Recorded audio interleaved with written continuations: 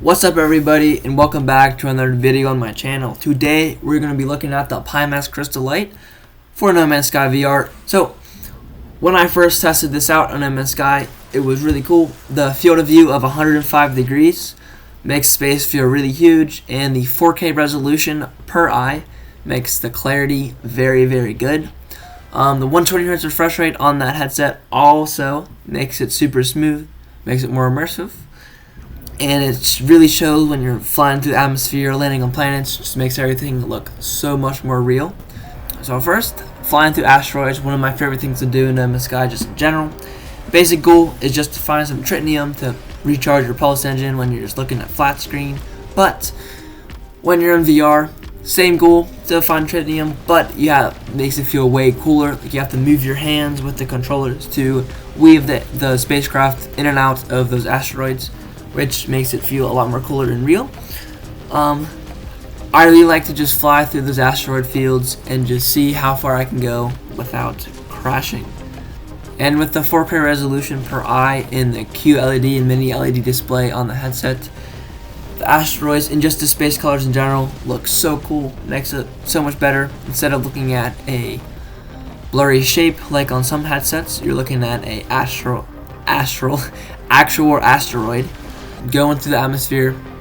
Looks super cool. Since in VR the scale of everything is real life scale, so you really realize, whoa, how small you actually are in the No Man's Sky universe.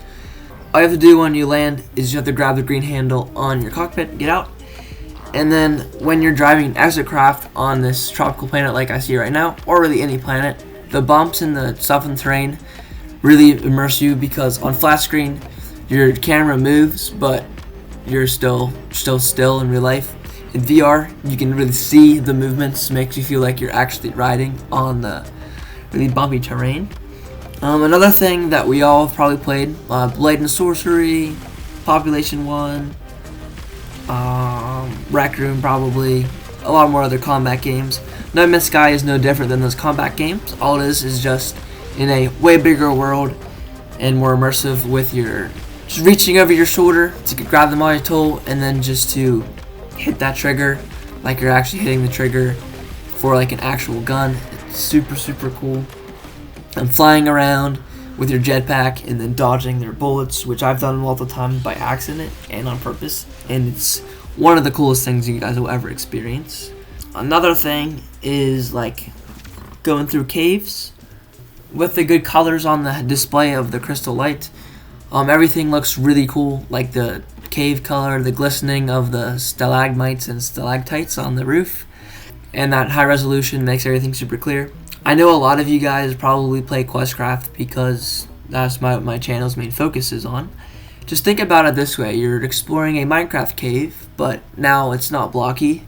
The graphics are better, and you actually have to explore it, mine some materials with a laser instead of a pickaxe. And then you have to get out of there just to leave the planet. And then when the ceiling gets low, like you might instinctively just crouch down a little bit to get through a small crevice. And the lighting makes you feel super small, like claustrophobic in a good way, not a bad way. It's like, wow, I'm actually in a cave right now. About this headset and No Man's Sky with VR is being on an extreme weather planet. For example, I found a glacier planet with basically a forever blizzard going on. With the high resolution, high fidelity of that screen, and the good sound on the headset speakers, the wind going past you, and then like the snow flying through your face makes it really hard to see, which makes it really more immersive, especially when the planet I was on was an extreme sentinel planet and something just attacks you out of nowhere and you have to run into a cave to escape them. Another thing is like you could forget where you are in your room. Like that's really weird because I've ran into a bed, I've hit a monitor before. Another thing that is really cool in VR is dogfighting. So what I did to start this was just shoot at a space station. Doing this in VR is really cool because the high field of view makes you see more out of your cockpit than you would in like the Quest 2 or Quest 3. Also, moving your hands with the joysticks is really cool. Makes it more immersive, especially when you're tilting it and then you fly over a ship and it looks really crazy. Especially when you fly through debris, it just makes you feel really cool. One thing I haven't been able to do yet is fly and try to destroy a pirate freighter, which if you guys do that on flat screen, it's really cool. So in VR, it is probably 1,000 times better, just like you're destroying a Death Star. It's just one of the funnest things you can do in this game in VR. The last thing I want to go over is the Derelict freighter. So, if you probably know what a Derelict freighter is if you're watching this because you're probably a No Man's Sky guy. Basically, they're really scary. You can probably agree with me on that. Just let me know in the comments what you guys think about the Derelict freighters in No Man's Sky. I think they're really scary, and especially in VR, with the good sound, the high fidelity and everything, so it's not laggy. Just looks real, like the distant sounds in the corridors of the freighter, the turrets that just attack you when you walk into a room. Just makes it really scary, and like just like the beeping, like that was just really creepy. It is really scary, but this headset does not disappoint, does not make you not feel like you're there. It makes you feel like you're in the freighter physically, and you get scared like when something happens. It just makes you slow down and make sure you're not peeking a corner and gonna get attacked by those weird things that fly in the air and the turrets. It is my favorite thing to do in No Man's Sky, in VR and just normally. All of this is a review of the Pimax Crystal Light.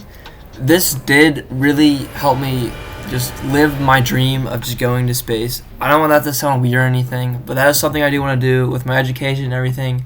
Go to space, do this all extraterrestrial stuff. I'm not just saying this because it's a review, but this really made it feel like I was actually doing that.